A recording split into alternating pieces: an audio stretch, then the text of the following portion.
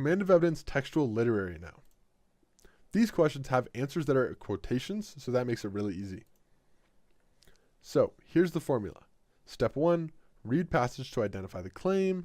Step 2, understand the claim in your own words. Step 3, find the answer that supports the claim. All right, step 1.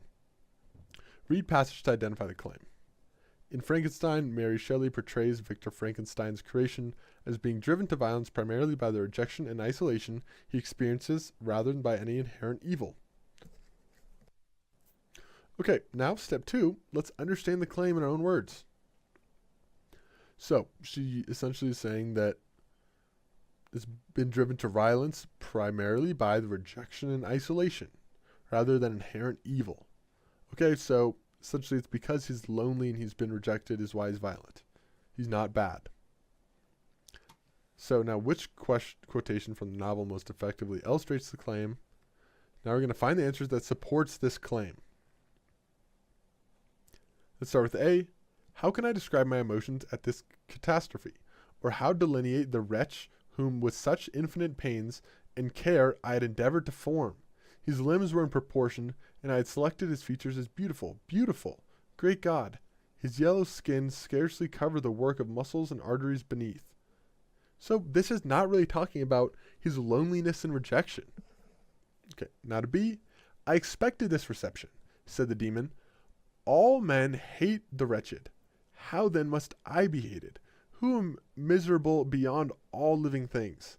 Yet you, my Creator, detest and spurn me, thy creature, to whom thou art bound by ties only dissoluble by the annihilation of one of us. Okay, so this answer, right here it says, all men hate the wretched. How then must I be hated? So this, he's obviously talking about how he feels rejected in this world. And he even is rejected by his own creator. So I think this is a good piece of evidence to support this claim right here. So B seems like the most reasonable answer so far, but we'll go to the other two.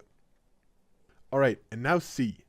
The wind fanned the fire, and the cottage was quickly enveloped by the flames, which clung to it and licked it with their forked and destroying tongues.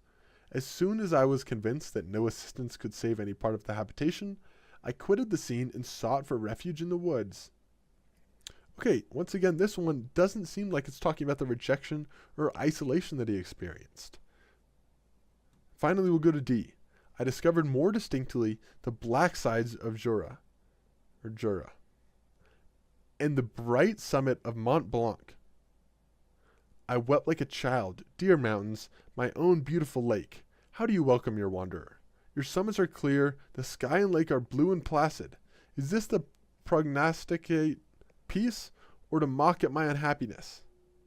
So, this one seems fairly reasonable to be the right answer, but once again, I think B much better explains why he's becoming evil. This one might be talking about sadness, but if you look at B, one more time here, it says, I feel rejected, I am miserable, and then he ends with, the only solution to this is by one of us dying, which I think speaks to his violence.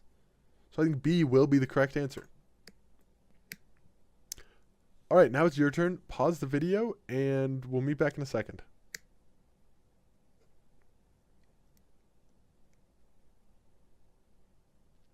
All right, now let's do this one together. Miss Evelyn Richards, Aspiring Politician, is a 1925 short story by Marie Ella Harmon.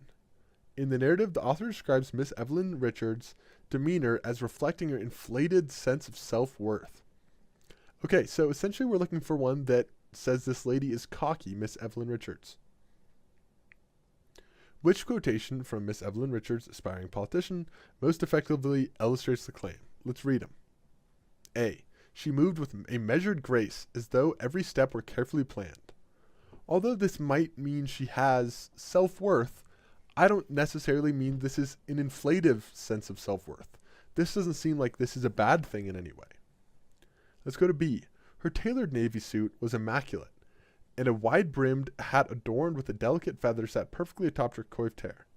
Once again, I think this is just lacking the negativity of inflated sense of self-worth. Just because she's dressed nice doesn't necessarily mean she's being cocky. C. Miss Evelyn Richards always addressed her audience in a commanding voice, as if she alone held the answers to every question. Okay, this one seems much more like she is cocky and she has an inflated sense of self-worth. So C seems like the best answer. Let's read D just in case.